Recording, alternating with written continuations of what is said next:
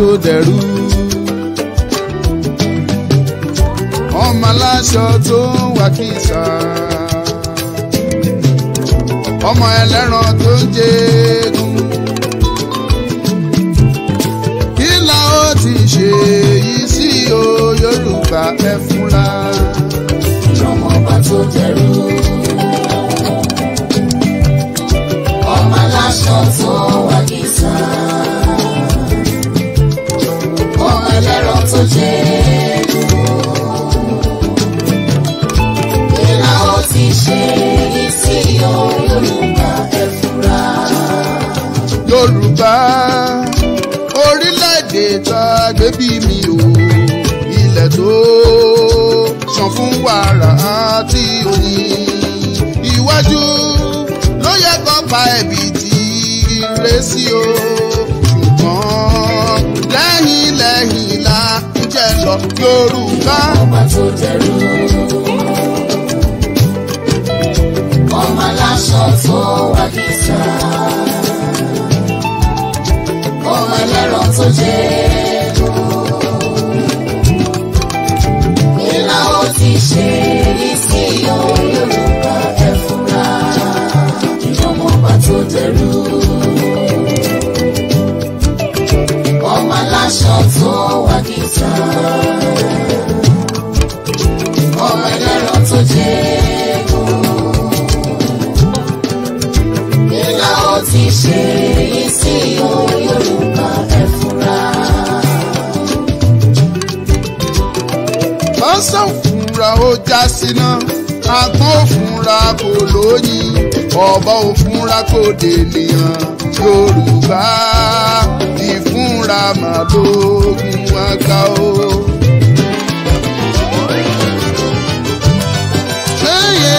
Ọmọ ọba tó dẹrú.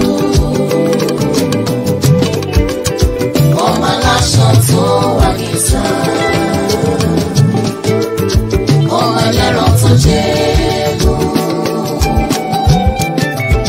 Kí la ó ti ṣe yìí sí o Yorùbá ẹ fúnra. Ọmọ ọba tó dẹrú. Ọmọ aláṣọ tó wá kìsà. Ọmọ ẹlẹ́ran tó jẹ́gun. Kí la ó ti ṣe yìí sí o Yorùbá ẹ fúnra.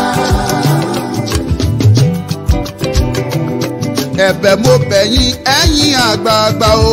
Ẹ̀ẹ́dẹ̀kùrẹ́ o. Mo bẹ̀ yín ẹ̀yin àgbààgbà o. Ẹ̀ẹ́dẹ̀kùrẹ́ o. Báyọ̀nù síra wa sóhun ló tọ́. Ẹ̀ẹ́dẹ̀kùrẹ́ o. Àìrìnpọ̀ a máa jọmọ jò níyàwó. Ẹ̀ẹ́dẹ̀kùrẹ́ o. Ọmọ ìyá kan náà ṣáà ní gbogbo wa. Ẹ̀ẹ́dẹ̀kùrẹ́ o. Pòfẹ́sọ̀ Bánjí ọmọ Akíntóyè o. Ẹ̀ẹ́dẹ̀kùrẹ́ o. Àgbà tí òbí inú lọmọ rẹ̀ ń pọ̀ jọjọ. Ẹ̀ẹ́dẹ̀kùrẹ́ o. Sunday Adéníyì ọmọ Adéyẹmọ. Ẹ̀ẹ́dẹ̀kùrẹ́ o.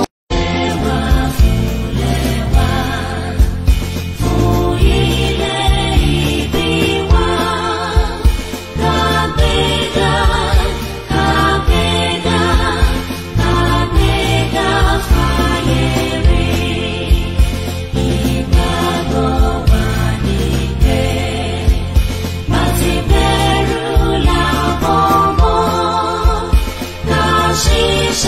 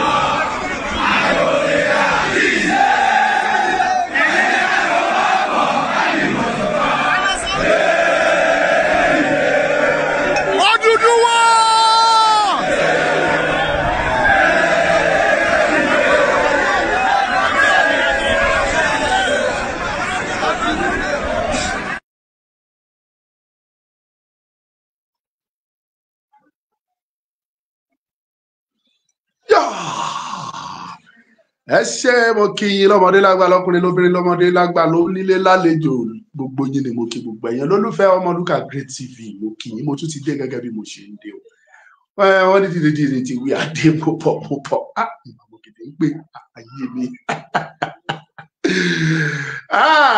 ẹ rí i pé wẹ́rẹ́ níṣẹ́ Ọlọ́run ọba ọ̀nà tọ́lọ́run gbà ṣòro láti ṣe iṣẹ́ rẹ̀ orin ṣọ́ọ̀ṣì mi ni ọ̀nà rẹ̀ nìkan kò mọ̀ àwa àmọ̀rí ìdí ni aláìgbàgbọ́ wọn yóò ṣìnà wọn kọ́ ọ̀ṣọ́ Olúwa ṣùgbọ́n àwa tó gbólúwa gbọ́ a kì yóò pòfo láyé àwa tá a gbàgbọ́ a ò ní pòfo láyéláyé àwa tá a gbọ́ Ọlọ́run gbọ́ àwa tá a gbàgbọ́ pé ìran ọmọ Yorùbá máa bọ́ lóko ẹrú àwa tá a gbàgbọ́ pé Ọlọ́run máa tú àwa ọmọ Yorùbá sílẹ̀ a ní pòfo láéláé. Now Ọmọlúkà ni mò ń jẹ́ fẹ́yìn tẹ́ ẹ̀ wò mí for the first time Ọmọlúkà yín rèé kò pé méjì ọmọ wọn lọ́kà kókó ṣàkókò ìgbòyìgbò ọmọ ọlọ́kà àfòkúta rìgìdì bógun jà ẹ̀yin tẹ́ ń darapọ̀ mọ́ mi ẹ bá mi pín ètò yìí a fẹ́ béèrè ọ̀rọ̀ ni a fẹ́ ṣàlàyé ọ̀rọ̀ ni torí pé kí ni nǹkan tí ò bá yéèyàn èèyàn máa ń béèrè ni tí mo dẹ̀ fẹ́ bá yín sọ ẹ̀yin kábíyèsí wa ọkàn yín o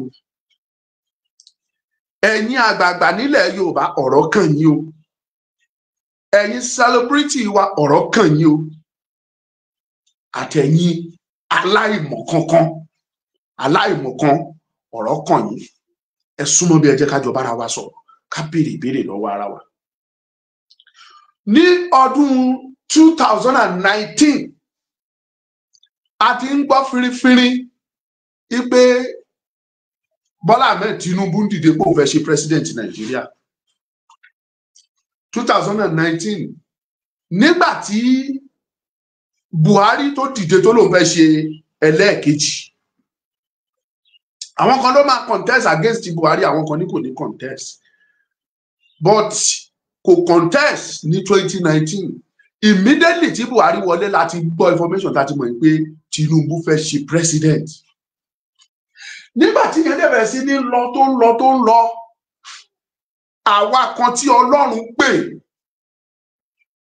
orí ìdán mi sọ wípé àwọn tí ó fẹ́ ló ń pè àwọn tó pé ló yàn àwọn tó yàn ló ṣe lógo bí irú àwa wọ̀nyí Ọlọ́run àwa tọ́lọ́run pè tọ́lọ́run yàn tọ́lọ́run fi sí lọ́kàn yìí pé Yorùbá nìkan ṣoṣo lọ́nà àbáyọ Ọlọ́run dẹ̀ ṣe yanu ẹ̀ ó ṣiṣẹ́ ẹ̀ láṣẹ pé a bẹ̀rẹ̀ sí ní kígbe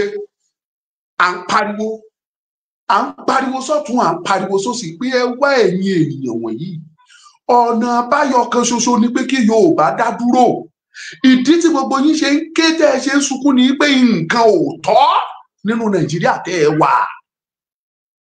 Yorùbá bọ̀ ó ní ilé tá a bá fi tọ́ mọ ìrì máa ń wó ni itọ́ ni wọ́n fi pinlẹ̀ Nàìjíríà irọ́ èké ìkà ni wọ́n fi pinlẹ̀ ó dẹ̀ di dandan kí ìrì kò wó ẹ jẹ́ kí ìran ọmọ Yorùbá jáde a bẹ̀rẹ̀ sí ní pariwo a bẹ̀rẹ̀ sí ní rìn láti ìpínlẹ̀ dé ìpínlẹ̀ mo gbéra láti Ondo state tí mò ń gbé mo lọ sí Èkìtì state mo gbéra láti Ondo state mo lọ sọ́ṣun state látọ̀ṣun state mo gbéra mo lọ sọ́yọ́ state mo kúrò lọ́yọ́ state mo lọ sọ Ògùn state láti Ògùn state mo wọ Èkó mo rin ọ̀pọ̀lọpọ̀ ìlú ní Èkó mo dé Lẹ́kí mo dé Àjà mo dé Ẹ̀pẹ́ mo dé Bàdágìrì mo dé Sùúrùlérè mo dé Abúlé Ẹ̀gbá mo dé Ìkòròdú mo dé Ìkẹjà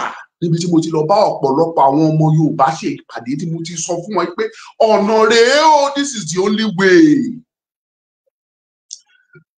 A lọ Kwara a dẹ̀ lọ sí Kogi gbogbo ẹ̀ la lọ tá a ń move from ìlú kan sí ìkejì tá à ń kéde ẹ pé program níbi tí mò ń lọ sẹ́ nígbà tó bẹ̀rẹ̀ sí ní di ọdún 2021 ó bẹ̀rẹ̀ sí ní gbóná ó bẹ̀rẹ̀ sí ní hàn ní kedere sí àwọn ọmọ Yorùbá yìí pé lóòótọ́ àtòdodo bàbá yìí ó dàbẹ́ ni wípé ó máa contest.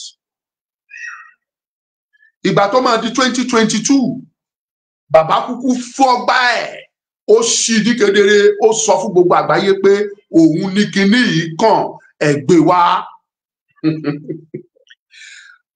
Bàbá fọ́gbá yán gan, ó ní mo ti bá lára ṣe, mo ti bá jèrò ṣe, mo ti bá ọwọ́ ọ̀rùngún àga ṣe, ó ní lásìkò yìí èmi ló kàn ẹgbẹ́ wa. Ọ̀rọ̀ tí Tinubu sọ lọ́jọ́ náà lọ́hùn-ún ọ̀pọ̀lọpọ̀ nínú yín ni tó sọ òye, ṣùgbọ́n àwa tọrọ yé a padà wá a sọ̀rọ̀ fún yín ṣùgbọ́n ẹ listen ẹ gbọ́. Mo rántí bàbá Akíntóyè jáde, bàbá sọ̀rọ̀, Professor Banji Akíntóyè a ní pẹ́ lórí ètò lẹ́ni, àwọn kò ní pẹ́ ni. Bàbá sọ̀rọ̀, bàbá sọ pé tá bá ní kó òun múyàn sílẹ̀ Tinubu ló máa mú, ṣùgbọ́n ọ̀nà ò sí ń bẹ́ẹ̀ torí Tinubu 15 24 Tinubu ò lè sọ́ọ̀fù wàhálà Nàìjíríà. Ẹ̀yin ọmọ Yorùbá lẹ dìde ogun, kò sórúkọ tẹ́ ẹ̀ pé ti bàbá Akíntóyè, kò sí irú orúkọ tẹ́ ẹ̀ fún, ẹ ló lè ní, ẹ ní jàgùdà ní, ẹ ló bàlújẹ́, ó sá lọ sókè òkun, ẹ pé bàbá yẹn lórúkọ. Ntí àgbàdẹ fi ń jẹ̀kọ́ abẹ́ ìwé ló wà. Now ṣé wá rí kan tí mo fẹ́ kí gbogbo yín understand, èmi ò rí Tinubu bí èèyàn burúkú, ó lè jẹ́ èèyàn burúkú lójú ọ̀pọ̀lọpọ̀ nínú yín, bọ̀ èmi Ọmọlúkà mi ò rí Tinubu bí ẹni burúkú, ṣùgbọ́n mo rí ibi tí Tinubu ń bọ̀ yẹn bí ibi tí a lè pè ní poison. Ikú ni mo rí pé Tinubu ń bọ̀ tó lóun fẹ́ wá fi ṣe olórí. Àwa jáde àpáríwọ́ aké tán kò sí ń tá a sọ. A sọ̀rọ̀ sọ́tún a sọ̀rọ̀ sósì, a fi ọ̀rọ̀ wé ọ̀rọ̀, a fi gbogbo ẹ̀ wéhun. Síbẹ̀síbẹ̀ nìkan bẹ̀rẹ̀ lórí wa ni kò sórúkọ tẹ́ ẹ pè wá. Àwọn bọ́dà wa wí kóńkó àǹkó wọ́n pè wá lórúkọ. Bàbá Jídé kò sọ́kọ́ wọ́n pè wá lórúkọ. Ọ̀pọ̀lọpọ̀ fẹ́ yá wèrè nítorí Tinubu. Kò sí nǹkan tí ẹ ṣe, kò sára tẹ́ ẹ dá. Ṣùgbọ́n síbẹ̀ àwa ṣáà ń sọ̀rọ̀, afẹ́kẹ́ mọ̀ yìí pé Tinubu kọ́ ní ọ̀nà àbáyọ fún Nàìjíríà. Ẹ jòkó kẹ́ra rò jinlẹ̀. Ọmọ wa ní ẹ̀jẹ̀ ó ṣe, ọmọ wa ní kò ṣe rí. Ọmọ wa ní ẹ̀jẹ̀ ó ṣe. And to the glory of God, ọmọ yín ní ẹ̀jẹ̀ ó ṣe, ọmọ yín dẹ̀ ti wá ṣe é. Kẹ́rẹ́kẹ́rẹ́ àwa bẹ̀rẹ̀ sí ní bẹ̀yìn. Ẹ má dá dìbò. Kàkà tá a fi máa sọ pé a fẹ́ lọ dìbò, ìbò kọ́ ló kàn. Ẹ jẹ́ ká jáde ká ṣe protest pé kán pín Nàìjíríà. Bóyá tá a bá ṣe yẹn, bóyá ọ̀nà àbáyọ á wà. Ibẹ̀ náà láti ráwọn ọmọ Yorùbá tó sọ pé Òbí lọ́nà. Ṣùgbọ́n mo sọ nígbà yẹn, mo jẹ́ kí understand yìí pé àti Peter Obi àti Àtíkù àti Tinubu kò sí kankan nínú wọn, bẹ́ẹ̀ pa àwọn mẹ́tẹ̀ẹ̀ta papọ̀ wọn ò lè ṣe Nàìjíríà, because in tí ó wà nílẹ̀ yìí tó yẹ kí gbogbo wa understand, yìí tó yẹ kó yé gbogbo wa ni. Ẹ pín program iṣẹ́ ẹ̀ bá mi ṣe ẹ̀. Táíwò Kíkẹ́, God bless you. Ọlárẹ̀wájú Táíwò, God bless you. Ó ṣọwọ́ Táíwò lẹ́nìí o. Ẹ bá mi pín kẹ̀kẹ́ ká bára wa sọ̀rọ̀. Ó ní ìbéèrè tí mo fẹ́ béèrè. Nígbà tó di 2023 wọ́n dìbò, bá a ṣe pariwo yẹn tó, wọ́n dìbò yẹn lọ́nà tó wu Ọlọ́run, àìdá ó jẹ́ direct tàbí kò direct. Màámi kú ìmọ̀ọ́mọ̀, God bless you my mommy, ó tọ́jọ́ mẹ́ta mọ̀. Màámi Ọmọlára, bóyá ó win ní o tàbí ó rígì wọlé ní o tàbí kò ṣe, òun ló ṣàmọ́ bó ṣe ń ṣe. A mọ̀ pé láti bẹ̀rẹ̀ wa náà kò sí election Nàìjíríà, selection ni. Tinubu di president. Ṣùgbọ́n kó tó dìgbà yẹn gbogbo wa láti study, tá ti rí nǹkan tó ń ṣẹlẹ̀, tá ti mọ̀ yìí pé in tó wu Tinubu láti ṣe ni pé ó fẹ́ ṣáà jẹ ààrẹ Nàìjíríà. àṣìṣe ọjọ́ kìíní àná tí Awólọ́wọ̀ gbìyànjú láti ṣe tó jẹ́ wípé ikú ló fi dá. Àṣìṣe ọjọ́ kìíní àná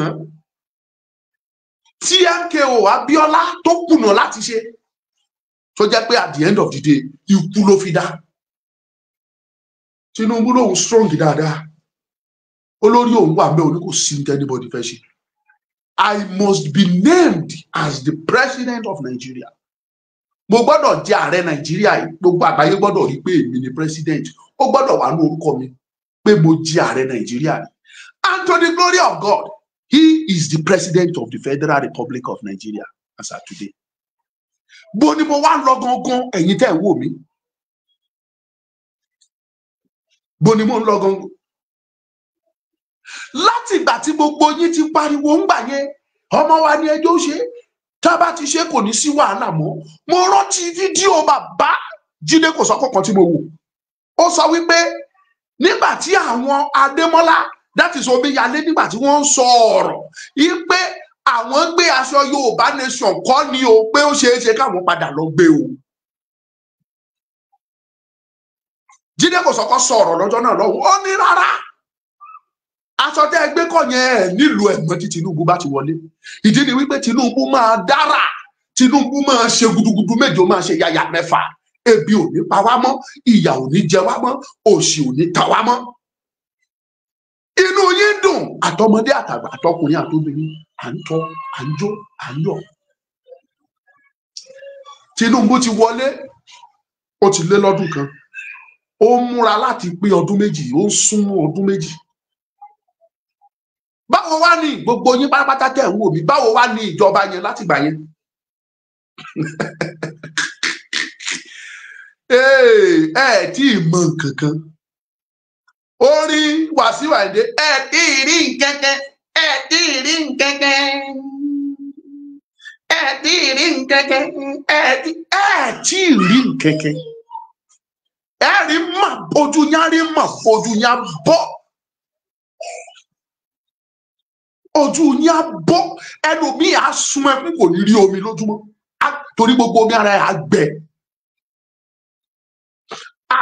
Ogun àsọtẹ́lẹ̀ wọ́n ní kì í parọ́ tó bá gbọ́n.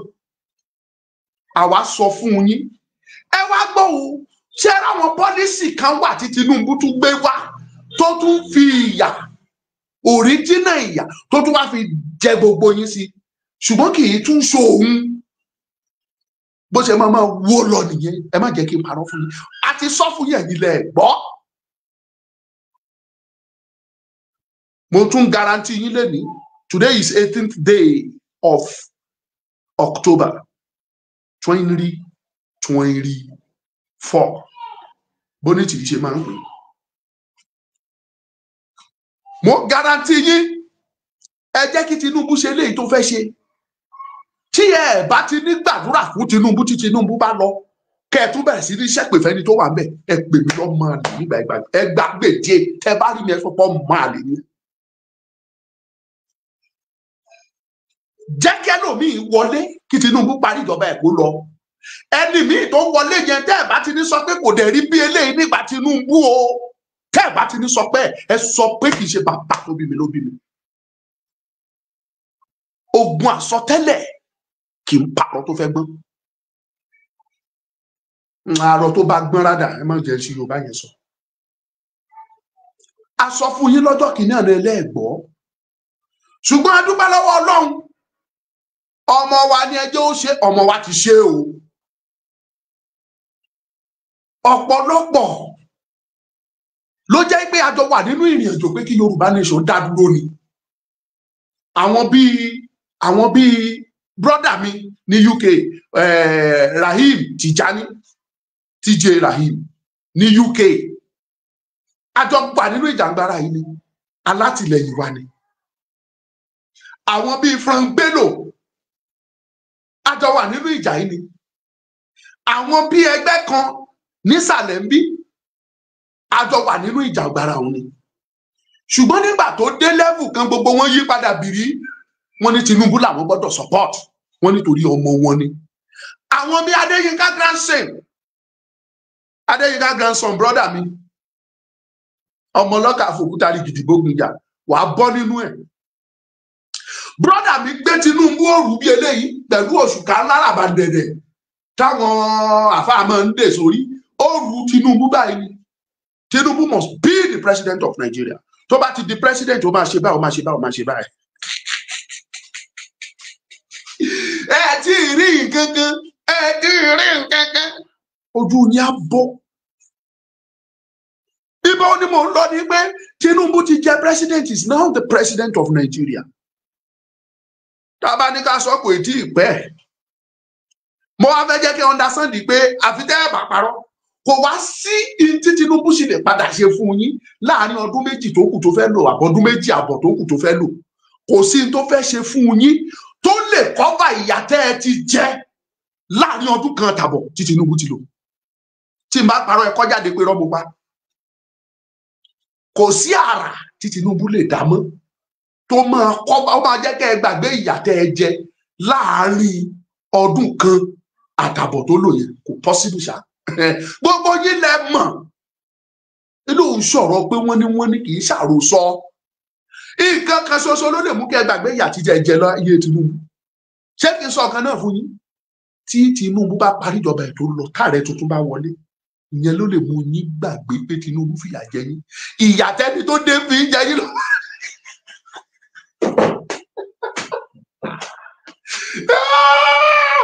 ẹni tó bá dé bóyá dáàdì wa Òbí mi sọ pé Òbí kù pánà tàbí Àtíkù tàbí ẹni tó bá wù tán gbé dìde ẹni tó bá dé yẹn ìyà tó bá fi ń jẹ yín lọ́wọ́lọ́wọ́ lẹ́ mọ́ rán ẹ wà mọ́ kò rí bí eléyìí láyé Tinubu kò rí bí eléyìí láyé Tinubu ìdẹ́mọ̀ mọ́ sọ nìyẹn.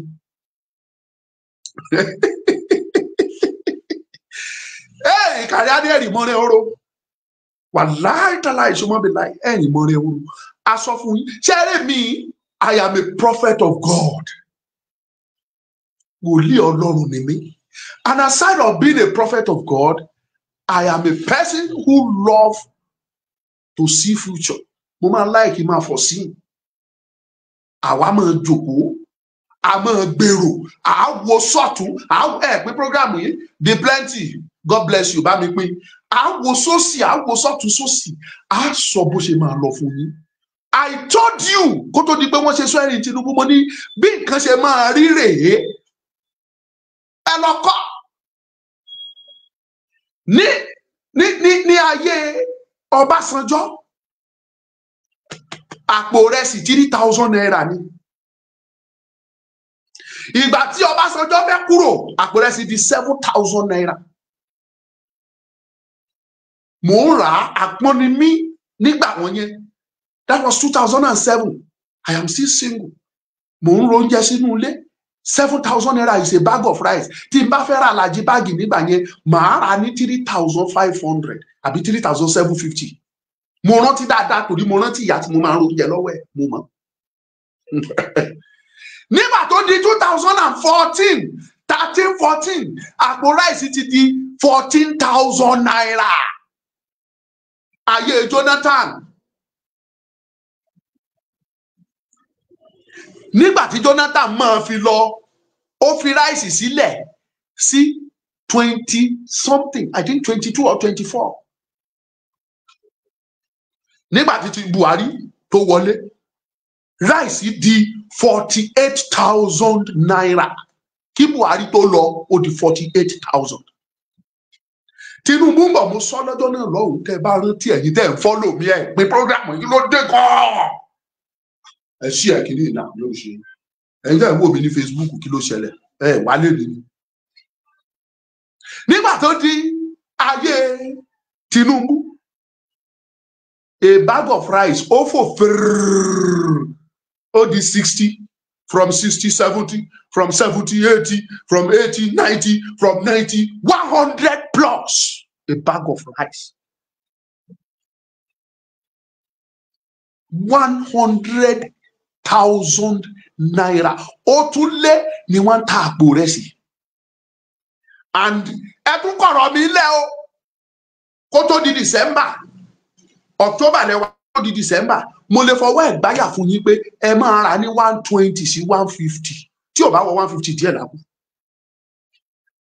ẹ lọ kọ sílẹ̀ pé Ọmọlúkà dẹ̀ sọ o tó o bá lówó lọ ra báàgì méjì pamọ́ torí tó bá máa di December gàrí ni wàá mú tí wàá fi ṣe December lọkọ nínú òun sọ̀rọ̀ ìpè nígbà ò bá rówó rà á tó dẹ̀rẹ́ ni fún ẹni tó fún ẹ ráìsì tẹ́lẹ̀ olóye tí wọ́n ń tà ń gbà yẹn o ìgbà tó máa ń fún ẹ ní ráìsì yẹn 50,000 ni wọ́n ń ta ráìsì o 60,000 ni wọ́n ń tà o ó rówó rà á ó fún ẹ o ṣùgbọ́n báyìí that same rice ó ti di 100,000 plus ẹni yẹn dẹ̀ rèé owó tó ń gbà kò increase sí o 30,000 minimum wage ló sì ń gbà o so má expect pé wàá réyàn gbé ráìsì fún ẹ ní December gàrí ni wàá mu tó bá ti dọjọ́ Christmas kó yá mu gàrí kó kọrin kó ṣe fèrí yí magida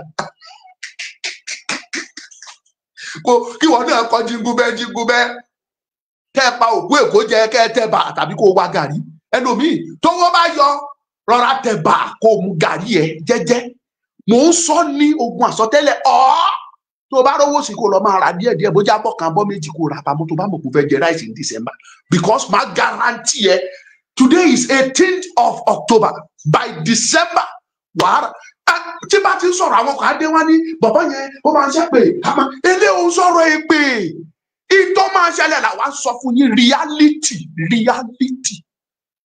kodoro ọ̀rọ̀ mo sọ fún yín kí Tinubu tó ṣe kó tó wọlé kó tó dìbò after tán dìbò tán ṣe swearing mo sọ fún yín I don't lie mi sọ̀rọ̀ torí pé mo fẹ́ kán wò mí tàbí mo fẹ́ kán gbọ́ mi mo ń sọ òdodo fún yín ni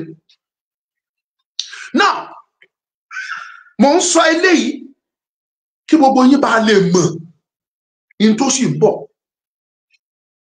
ẹ wá jẹ́ kí yẹn kọjá sẹ́gbẹ̀ẹ́ kí wá padà sí ọ̀rọ̀ mi gangan kí lọ̀rọ̀ mi gangan mi ò tí ì ní nǹkan kan ṣe ju pé ẹ̀yin tẹ́ ẹ bẹ̀ wá ipe ọmọ wa ni ẹjọ́ ṣe Tinubu ó gbọ́dọ̀ ṣe president ẹ̀yin la fẹ́ bẹ̀ ń sẹ́yìn àtẹ̀yin mídíà ẹ̀yin tẹ́ ẹ ń jáde lórí social media ẹ̀yin onífíìmù ẹ̀yin ọ̀gá wa lókè gbogbo tẹ́ ẹ yapa tẹ́ ẹ ní Tinubu tó fi dórí brọ́dà mi Adéyínká Dánsan ẹ̀yin ni mo wá bá o ẹ̀jẹ̀ àwọn ọmọ Yorùbá tí ìyá ti pa tó ti kú ikú òjijì ẹ̀jẹ̀ wọn ń ké fún ẹ̀san lórí gbogbo yín o torí àdàbí lọ̀rọ̀ tó wà nílẹ̀ yìí o àdàbí tá a bá sọ fún yín wípé kì í ṣe Tinubu ní solution Nàìjíríà àdàbí tèmi Ọmọlúkà tí mi bá sọ bẹ́ẹ̀ fún yín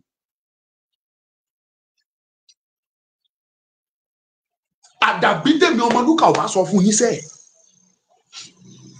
gbogbo àwọn ọmọ Yorùbá eléyìí tó lọ jalè torí ebi ń pa tí wọ́n ju táyà sọ́run ẹ̀ tí wọ́n jó eléyìí tí ó kó àìsàn nítorí àìjẹun tí ò dẹ̀ rówó rohùn tí ikú dẹ̀ ṣe bẹ́ẹ̀ gún lọ eléyìí tó jẹ́ pé oríṣiríṣi àwọn ìdààmú ló dojúkọ nípa àìsí owó tó dẹ̀ ṣe bẹ́ẹ̀ dèrò ọ̀run ẹ̀jẹ̀ wọn ń ké fún ẹ̀san lórí gbogbo yín tẹ́ ẹ gbẹ̀ pé kán dìbò fún Tinubu inú mi á máa dùn tẹ́ ẹ bá pín prógrámù yìí o ẹ wá la etí yín gbogbo yín yẹn pátápátá ẹ la etí yín bẹ̀lẹ̀ jẹ́ kẹ́ gbọ́ ẹ̀yin tẹ́ ẹ pariwo pé Tinubu lọ́nà ẹ̀yin ni kẹ́ ẹ jáde kẹ́ ẹ sọ fún gbogbo àgbáńlá ayé pé Yorùbá fẹ́ lọ o a fẹ́ jáde tó o bá wá wà lára àwọn tó sọ pé kì í ṣe pínpín ní solution ò ní jèrè ọkàn ẹ ò ní balẹ̀ èpè lọ̀rọ̀ yín gbà mo máa fún yín ìwọ tó sọ pé pínpín kọ́ ní solution ọjọ́ tẹ́ ẹ ti wà papọ̀ ìdẹ̀rùn wo ní Nàìjíríà mú bá ẹ rí ìdẹ̀rùn wo ní Nàìjíríà mú bá fámìlì ẹ ìdẹ̀rùn wo ló mú bá ọmọ ẹ ìdẹ̀rùn wo ló mú bá iṣẹ́ ẹ ìdẹ̀rùn wo ló mú bá ilé ayé ẹ tó fi tẹ̀síwájú the more tí o ti sí ìdẹ̀rùn kankan tí Nàìjíríà mú wá bá ẹ ìwọ tó o bá sọ pé pínpín kọ́ ní solution ọkàn ẹ ò ní balẹ̀ ò ní láyọ̀ láyé àtọ̀run ó máa sunkún kú ni ẹkún tẹgbẹrẹ ń sun ni wàá sunkún àṣẹ dẹ̀ máa gùn àwọn tó nílẹ̀ máa fàṣẹ sí.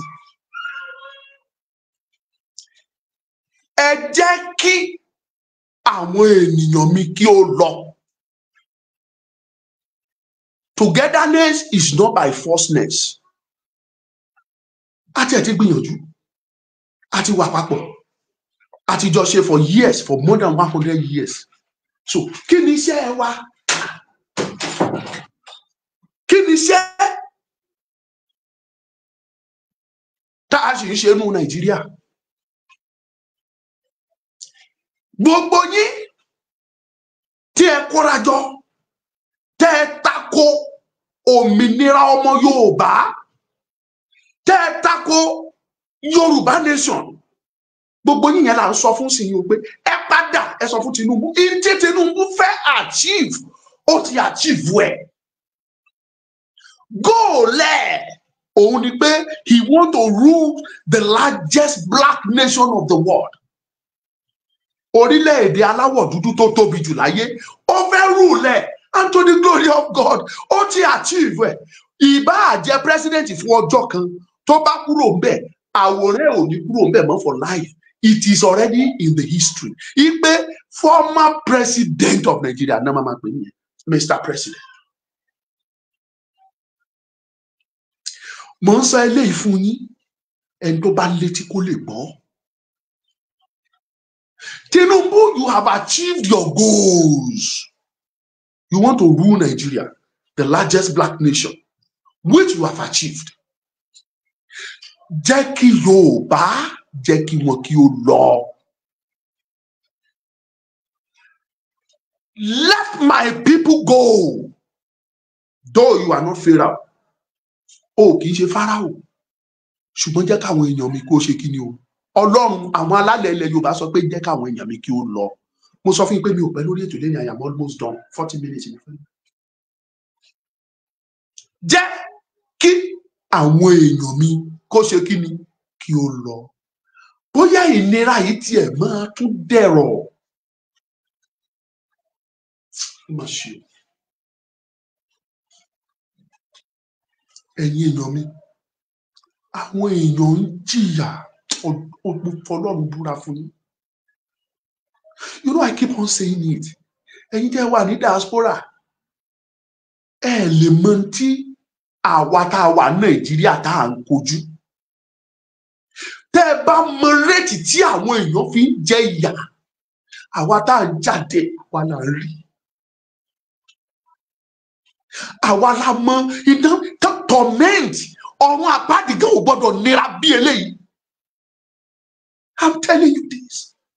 I am ẹkún àsunsára ni mo sun when I see people crying. Wọ́n á máa sun ẹkún, wàá dẹ̀ rí i pé wọ́n ń sunkún, ṣùgbọ́n ò ní rómi. Omi ara wọn gan ti gbẹ tán. And ọmọ yín tẹ̀yìn ń pọ́n pójú ọmọ yín, which I don't deny, he doesn't care.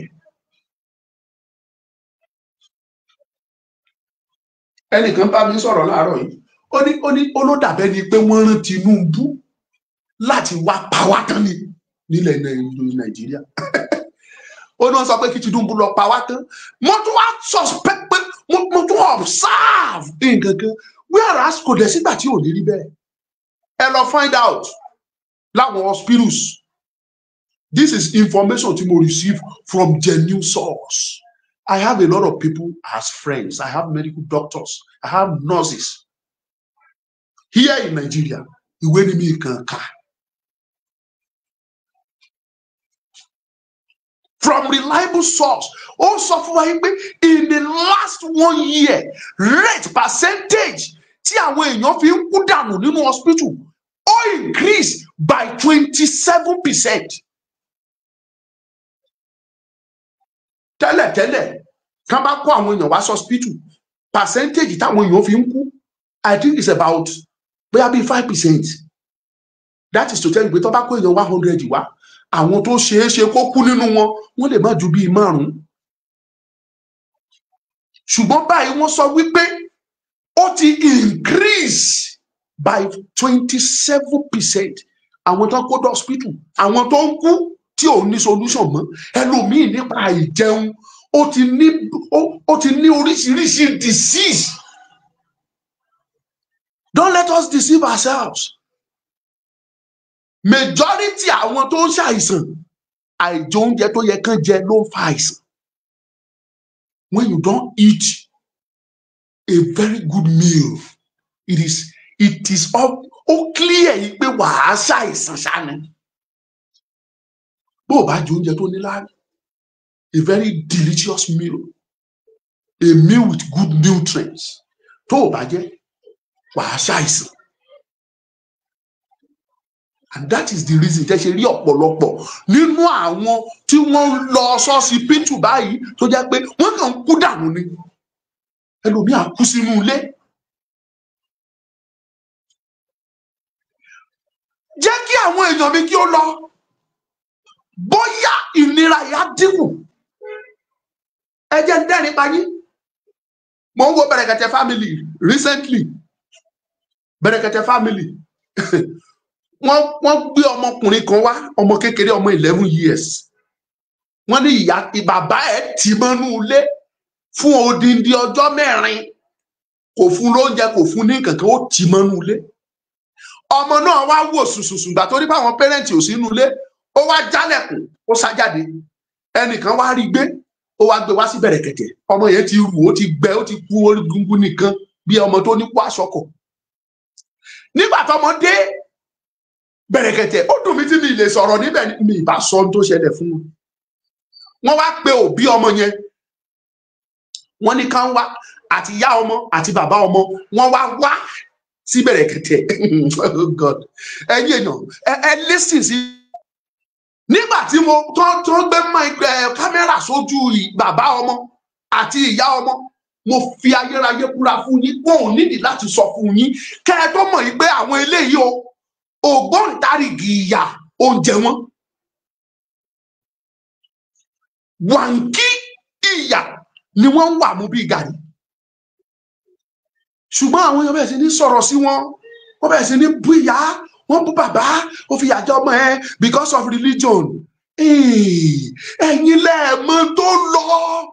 Ó ló ṣe ń dùn mí pé kí ló ṣe àwọn tó wà ní Bẹ̀rẹ̀kẹ̀tẹ̀ yìí tí wọ́n kàn ń ṣe yan bí ọkà. Bàbá yẹn ò sí, òun fúnra rẹ̀ ò jẹun, kò lọ́gbọ́n tó lè dá. Ó wá dá sí kíni? Ó dọ́gbọ́n dá sáwẹ̀. Ó ṣe kíni? Ó dá sí kíni o? Ó dá sí àwẹ̀ tipátipá. Ó gbọ́ ọmọ yẹn sínú ilé, ó tilẹ̀kùn mọ́. Ó lọ́mọ yẹn ò kì í gbọ́ràn. Òun náà ojú wá ti gbà tó ti bọ́ sí public kàkà kó kúkú sọ tó ṣe ẹ dápọ̀ ẹbí lọ́wọ́ ẹbí payé mi mo fẹ́ dànù. Oh God, ọ̀rọ̀ burúkú pẹ̀lẹ́ rí. Kó voice out sọ pé ẹbí payé mi ò mo ti fẹ́ kú dànù ẹran owó ni ò sí. Òun náà wá ń pè Jésù, iṣẹ́ tí Jésù rán òun, that is what I am doing. Jésù rán ẹ níṣẹ́ pé kó o máa Jésù gan nínú Bíbélì ẹ̀ẹ̀kan la gbọ́ pé Jésù gbàwẹ̀. Àwẹ̀ 40 days and 40 nights. Lẹ́yìn yẹn Bíbélì ò sọ pé ó tún padà gbàwẹ̀ míì. Ìwọ wá sọ̀rọ̀ ẹ̀. Ibi táwọn kan ya aláṣejù dé, aláṣejù ìgbàgbọ́, wọ́n gbàwẹ̀ 100 days. Jésù fúnra ara ẹ̀ gan kò gba 100 days àwẹ̀. 40 days and 40 nights ìtàn ní Jésù gbà. Ebi mo bá tún nígbàgbọ́, you should be able to know that Jesus Christ is not the kì í ṣe ti ayé yìí, ti ọ̀run ni. So àwọn ọ̀run ń bọ̀. Ìwọ tí o jẹ́ ọ̀tọ̀ ọ̀run tó jẹ́ táyé ni ẹ́, olóòfẹ́ gbàwẹ̀ 40 days, wàá kú dànù. Scientifically, you can only mú mọ́ra for like 7 days láì jẹun. After 7 days, wàá bẹ̀rẹ̀ sí ní kú díẹ̀díẹ̀. Tó bá máa fi lo 2 weeks, ikú dé nìyẹn. You will die. Those people wọ́n change ebi tó ń pa wọ́n nínú ilé tí wọn ò ró jẹjẹ. Tẹ́ ẹ bá rí ìyá ọmọkùnrin tí mò ń sọ yìí, ọrùn ẹ̀ gùn gbọ́rọ̀ bí ìgò gíní, ó gùn bí kíní ọwọ́ mi ni ọrùn ẹ̀. Ojú ẹ̀ wá wọnú ṣọ̀ṣọ̀. Bàbá fúnra ẹ̀ gan orí ẹ̀ ti wá kọ 7, orí bàbá yẹn ti kọ 7. Lóríṣiríṣi ṣéèpù ti wá jáde. Ẹ ti mọ̀ pé original ìyà látojú pálí ojú bọ́ńdù ló ń jẹ wọ́n.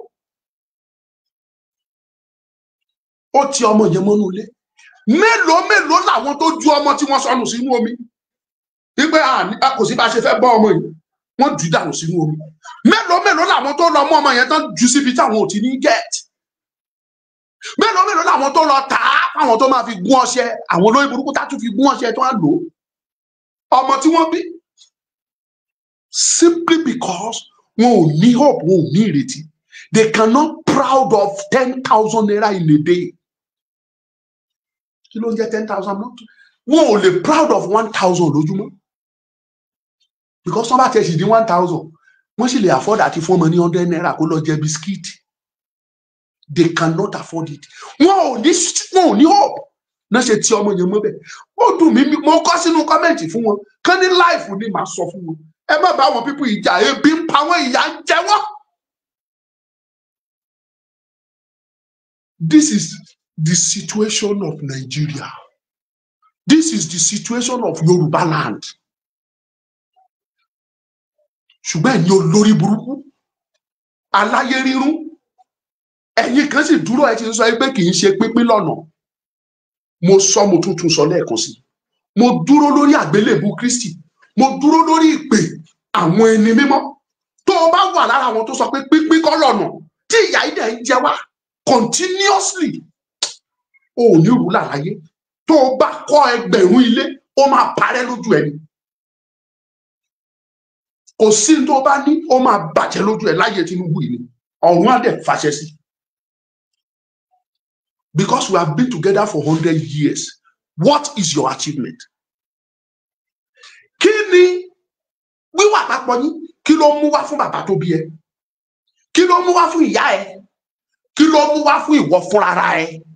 Ìwọ tó ti dàgbà tó ti wọ 50, 60 years above. Kí ni United Nigeria? Tell me the importance of United Nigeria in your life so far. Kó wá sọ fún mi importance United Nigeria nínú ayé àwọn ọmọ ẹ wọ̀nyí tó bí sílẹ̀ wọ̀nyí. Tell me. Àánú yín ṣe mí ni. Anyway, mo ti sọ eléyìí tí mo fẹ́ sọ. Àbọ̀rọ̀ là ń sọ fún ọmọlúwàbí tó bá dénú àdó jíjìn. Tinubu jẹ́ kí àwọn ènìyàn mi kí ó lọ. Gbogbo yín pátápátá ẹ jáde ẹ sọ̀rọ̀. Solution ọ̀nà àbáyọ ni solution. Ọ̀nà àbáyọ dẹ̀ ní wípé kí ni o Yorùbá nation fẹ́ jáde kúrò ní Nàìjíríà. Àbú Olúwatósìn, God will bless you. Yakubu Kọ́láwọlé, ẹ ṣé mo dúpẹ́ ẹ bá mi pín ẹ jẹ́ kó rìn dáadáa. Ẹ jẹ́ ká tiẹ̀ pín wò. Mo ti ṣe example yìí fún yín many times. There was a time tí orílẹ̀-èdè Germany tí wọ́n pín sọ́nà méjì. Orílẹ̀-èdè kan ni wọ́n láti bẹ̀rẹ̀ ṣùgbọ́n gbà tó dé level kan wọ́n wò títí tí wọ́n ní ẹ jẹ́ ká pín wọ́n pín sọ́nà méjì. A rí East Germany a rí West Germany. Lẹ́yìn tí wọ́n dá dúró lọ́tọ̀ ọ̀tọ̀ọ̀tọ̀ fún ọ̀pọ̀lọpọ̀ ọdún fún ọdún díẹ̀, let me put it that way, wọ́n wá wòó pé báwọn ṣe pín kò tọ́ ẹ jẹ́ ká padà di ẹyọ kan. Wọ́n jọ jókòó wọ́n jọ ṣèpàdé wọ́n dẹ̀ padà di ẹyọ kan wọ́n tún jọ ń ṣe lọ. Ẹ jẹ́ káwa náà tiẹ̀ pín wò. Ìwọ tó bá jọ lọ́gbọ́n ọ̀rọ̀ mi á yí ẹ dáadáa. Ẹ jẹ́ ká pín wò ká wò ó bóyá tá a bá pín tóníkálukú ṣe tiẹ̀ yẹn bóyá ara máa dẹ mẹ̀kúnnù bóyá ìyà yìí bóyá ó máa lọlẹ̀. Ká bá dẹ̀ ṣe ọdún kìíní ọdún kejì ọdún kẹta ọdún kẹrin ọdún karùn-ún ọdún kẹwàá tá a rí pé kò pàpà ṣe wá ṣe àtúnpera wa jòkó àtúnjọ nílẹ̀ negotiate àtúnjọ máa jórílẹ̀-èdè wa lọ. Àbọ̀rọ̀ mi ò yé yín àtúnjọ máa jẹ́ orílẹ̀-èdè wa lọ. But níbi tó dé dúró yìí o tó bá bìlífù pé Abubakar kí ló ń jẹ́ Abubakar Atiku Abubakar ló ń bọ̀ wá ṣe òun tanra ẹ̀jẹ̀ ni òògbọ́n.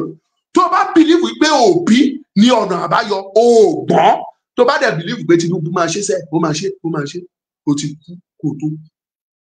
Ọmọlúkà ni mo jẹ́ bí ètò yìí kò ṣí ẹ ọwọ́ tó fi ṣí ẹ yẹn kò ní pa ẹ́. Thank you so much. God bless you. Ẹ̀yin tẹ́ ń wò mí ní Facebook ẹ pín program yìí. Ẹ̀yin tẹ́ ń wò mí ní YouTube ẹ bá mi pín. And don't forget to subscribe to my channels ní TikTok ní Facebook ní YouTube ẹ bá mi share. God will continue to bless you. Ọmọlúkà ni mò ń jẹ́. Ó yá kọ́ tí ọjà àdé ìbùkún ní fórílẹ̀-èdè Yorùbá. Babátọ́pẹ́ Ìpàyẹ́, God will bless you. Thank you my daddy. God will bless you. Àbú Olúwatósìn, Ọlọ́run á pọ́n yín lé. Adétóyè Steve, thank you so much. I appreciate you. Ọmọlúkà yín lè tí ó pé méjì.